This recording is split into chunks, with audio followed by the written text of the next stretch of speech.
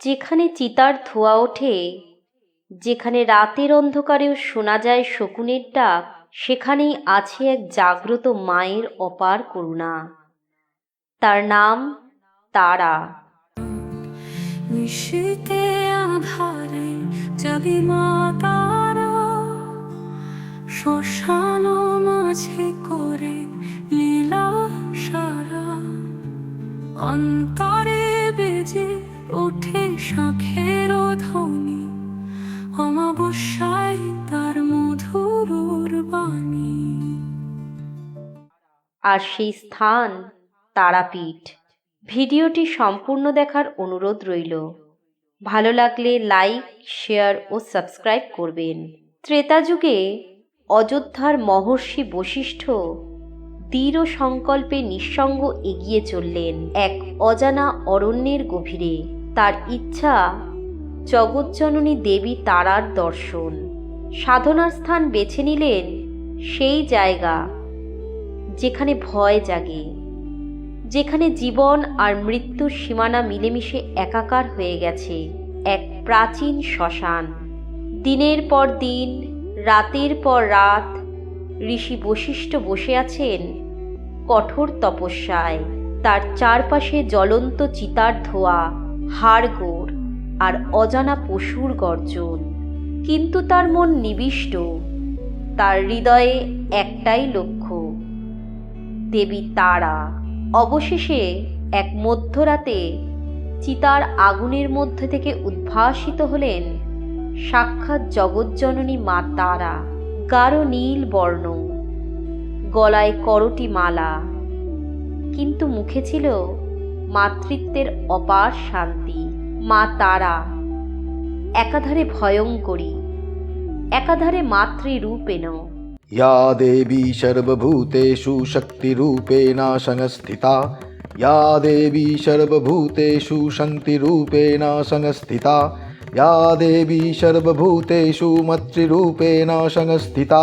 नमस्तस्यै नमस्तस्यै नमस्तस्यै नमो नमः। হে বশিষ্ঠ, তোমার তপস্যায় আমি সন্তুষ্ট। ভক্তদের মনোবাঞ্ছা পূর্ণ করতে এই স্থানে আমি চিরজাগ্রত হয়ে বিরাজ করব। ঋষির তপস্যার সেই স্থান পরিণত হলো এক মহান তীর্থস্থানে। ঋষির দর্শন অনুযায়ী প্রতিষ্ঠিত হলো এক ব্যতিক্রমী মাতৃমূর্তি, যেখানে মাতৃরূপে দেবী সন্তানকে স্তন্যদান করছেন। ঋষি বশিষ্ঠের বহু শতাব্দী পর বাংলার মাটি আবার সাক্ষী হতে চলেছে মা তারার এক অন্তরঙ্গ ভক্তের আত্মবলিদানের। নাম বামাখ্যাপা। গ্রামের লোক বলতো ও পাগল, কিন্তু সে পাগলামির আড়ালেই লুকিয়েছিল এক গভীর প্রেম, মায়ের প্রতি, জীবনের প্রতি, ভক্তির প্রতি। ওই যে বামা আবার মায়ের কাছে গিয়ে মাকে বকাবকি করবে। মা, কোথায় ছিলি এতক্ষণ? জানিস না আমি ক্ষুধার্ত। তুই নিজে তো খেয়ে নিয়েছিস, আর আমি খাইনি। তুই কেমন মারে? বামা নিজের জন্য কিছু চাইতেন না। মায়ের কাছে যা পেতেন তা অন্যদের বিলিয়ে দিতেন। খাদ্য নেই, গায়ে বস্ত্র নেই, অথচ চোখে অদ্ভুত জ্যোতি। কারণ তিনি বলতেন, যার মা আছে তার আবার কিসের অভাব রে? সব পথ বন্ধ। সব ওঝা, কবিরাজ, ডাক্তার বলেছে এ ছেলে বাঁচবে না। কিন্তু সেই মা জানতেন এই মাটি এক মাতৃতীর্থ। তাই কোলে মৃতপ্রায় সন্তানকে নিয়ে ছুটে এসেছেন মা তারার দ্বারে। কে জানে, কেউ কানে কানে বলে দিয়েছিল ওখানে একজন আছে, নাম বামাখ্যাপা, মা তারার ছেলে। তার কথা মা ফেলতে পারেন না। দাদা, আমার ছেলেটাকে একবার দেখে দাও, মা যদি চায় সে বাঁচবে। ও তো আমার ভাই রে। মা কি এমন করে কাউকে ফিরিয়ে দেয়? দেখিস, কাল সকাল হতেই হাঁটবে ও। ওই যে সেই ছেলেটা, কাল যে শ্বাস নিতেই পারছিল না, আজ তো রীতিমতো দৌড়চ্ছে। এটা বামা দাদারই কৃপা, মা তারার কৃপা। একবার মন্দিরের পূজারী প্রতিদিনের নির্দিষ্ট নিয়মে বামাকে প্রসাদ দিতে ভুলে গেছেন। বামাখ্যাপা রেগে গিয়ে শ্মশানে নিভে যাওয়ার চিতার উপরে বসে চিৎকার করে বলছেন, যে মা নিজের ছেলেকে ক্ষুধার্ত থাকতে দেয়, আমি তার কাছে আর ফিরি না। এদিকে মা ছেলের ঝগড়ায় মন্দিরে অশান্তির সৃষ্টি হলো। মায়ের মূর্তি থেকে ফুল ঝরে পড়ছে, প্রদীপ নিভে যাচ্ছে। লোকেরা ভয় পেয়ে বামাকে ফেরত আনতে ছুটছে। ছেলে অভিমানে কথা বন্ধ করেছিলেন, কারণ তার মা নাকি তাকে না খাইয়ে নিজে আগে খেয়ে নিয়েছিলেন। ভক্ত আর দেবীর এমন সম্পর্ক পৃথিবী কমই দেখেছে। মৃত্যুর মধ্যে তিনি খুঁজে পেতেন অনন্তকে, জীবনের উৎসকে। তাই তো মায়ের সঙ্গে তার সাধনা স্থান শ্মশান, যেখানে জীবনের গণ্ডি খুঁজে যায়, সেখানে মা তারার স্পর্শ সবচেয়ে গভীর।